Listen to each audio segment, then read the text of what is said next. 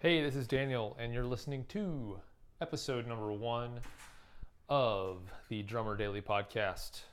I thought today I'd give you a little idea about how this thing's going to work and kind of the thought behind this whole thing. The first thing is you may notice the audio quality isn't great on this podcast, and the reason for that is simply because I'm going to be doing this podcast every day while I'm going about doing other things. And the idea is that I want to give you daily thoughts about drumming, being a professional drummer, anything like that. And so instead of having to compose my thoughts and sit down in front of a computer with a nice mic and an interface and open up Logic or something and record something, I am just plugging a lav mic into my iPhone and talking about what I think is happening in the drumming world, what's happening in my world, and things that I notice. So thanks for listening. Today I just wanted to share with you something. I was on a drummer forum a few days ago, and a pretty popular one. And there was a guy who posted there, and he basically said, "Hey guys, I just got signed up for a single lesson with a professional drummer." And he mentioned the guy's name that he's going to get a lesson with. It's a guy who is a professional drummer here in Nashville. And he's like, I got one lesson with this guy, and I was trying to think of what I should try to get out of it. It's an hour lesson. I don't know what to ask about. So I was thinking maybe you guys could give me some tips.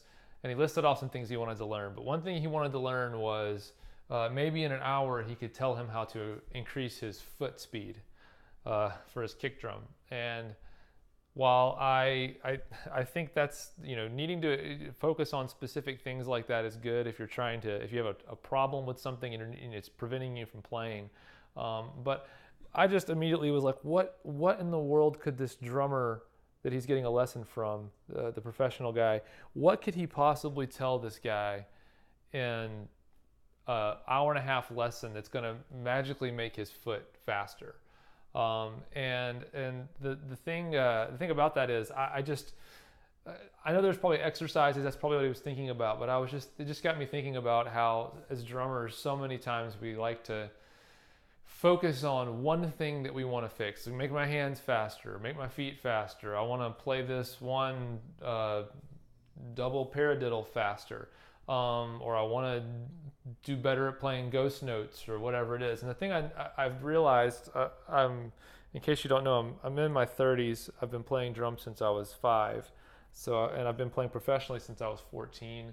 So I've been focused on drumming for a long time. And what I've picked up on in myself, so I'm not calling anybody out on this, is as drummers, and this is probably true of any musician, but as drummers, if we learn something new or we're working on something, that tends to be the only thing we play. And so, I play at church some, and so I'd be working on this new thing when I was a teenager, and then, Sunday morning or Wednesday night in youth group, you better believe every song they'd be hearing that crazy ghost note pattern that I've been working on all week.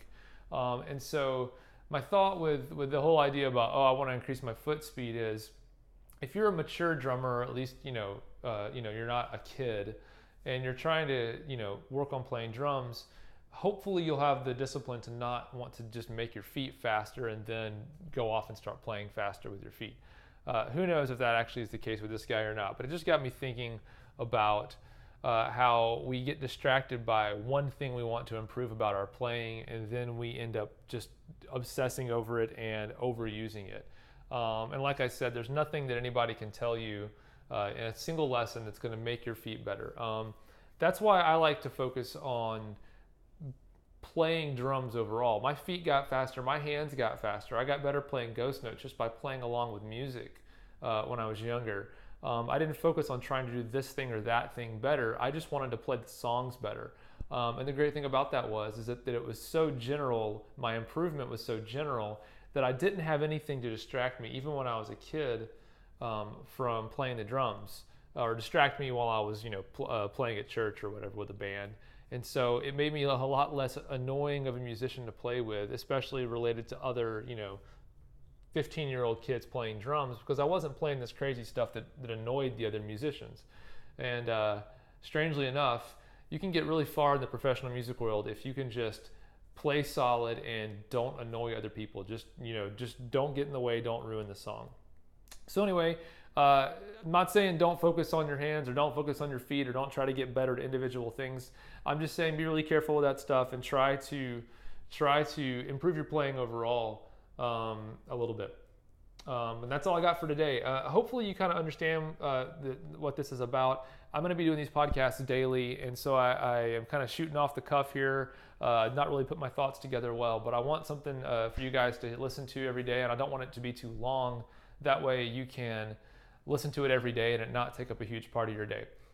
So anyway, until next time, thanks for listening.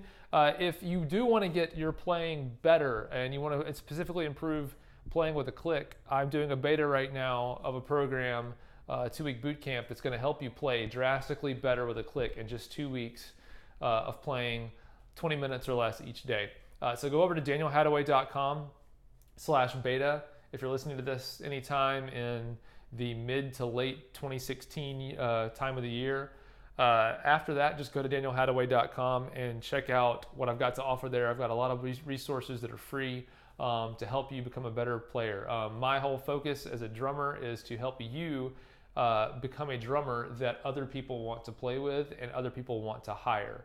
So you're not going to hear any shredding from me. You're not going to hear any, crazy licks from me. You're just going to hear advice about what it takes to actually get hired as a musician. So thanks for listening so much, and I'll talk to you again tomorrow.